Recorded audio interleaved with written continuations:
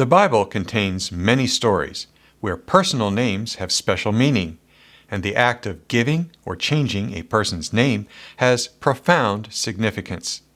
For example, in the book of Genesis, God changes the name of Abram to Abraham, and his wife Sarai becomes Sarah. This video will explain the grammatical and theological reasons for these changes. The story begins in Genesis 12 when God called Abram to leave his home in Mesopotamia and travel west to the land of Canaan. In Genesis 17, God appears to Abram and makes a covenant with him. Genesis chapter 17 verse 1 says, "When Abram was 99 years old, the Lord appeared to Abram and said to him, 'I am God Almighty. Walk before me and be blameless, that I may make my covenant between me and you, and may multiply you greatly.'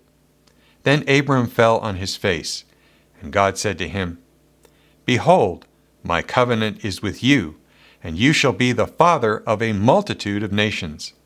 No longer shall your name be called Abram, but your name shall be Abraham, for I have made you the father of a multitude of nations.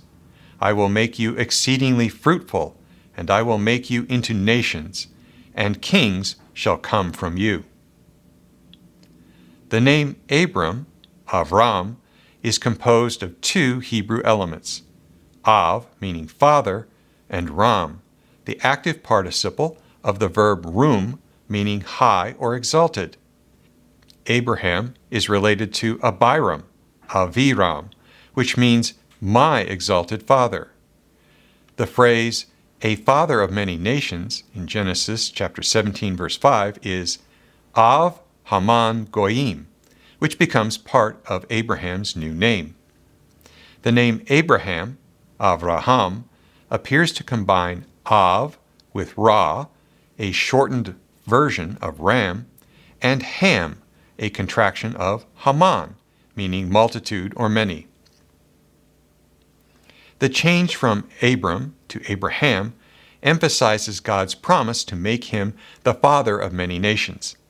The fulfillment of this promise in the Torah demonstrates God's faithfulness and reveals his divine plan to bless all the nations of the earth through Abraham and his descendants.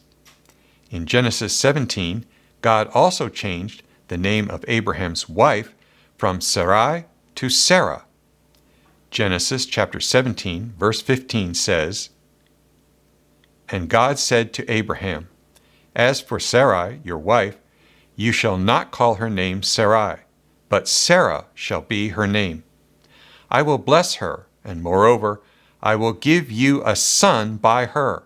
I will bless her, and she shall become nations. Kings of peoples shall come from her.'" The name Sarai is a term of endearment that comes from the Hebrew noun sar, meaning chief, ruler, official, captain, or prince.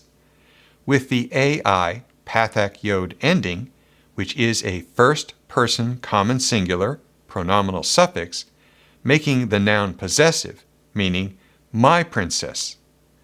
The name Sarah comes from the Hebrew noun sar with the ah comets hey feminine singular ending, which means princess. Sarai is a diminutive term, while Sarah is a formal title of nobility, a divine proclamation of royalty. The change in Abraham and Sarah's names demonstrates God's promises and blessings for this couple, as well as his broader plan to bring forth a multitude of nations through them. In Hebrew culture, names were not mere labels. They indicated a person's identity and destiny.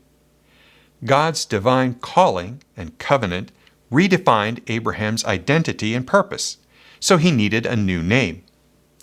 God transformed him from an individual with limited heritage to a father of many nations. For Christians, this event has added significance. In Romans chapter 4, verse 16, Paul connects Abraham's faith with righteousness. Those who share Abraham's faith are considered his spiritual descendants.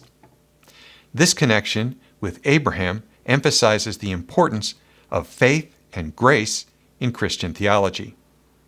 This story is an interesting example of Hebrew grammar expressing profound theological significance.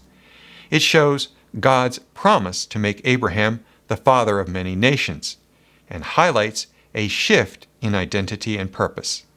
This transformation holds a timeless message of faith, covenant, and divine providence that speaks to all believers across the generations. It reminds us of the intricate connection between language and theology in the Bible, showing us that every word and name carries deep spiritual meaning.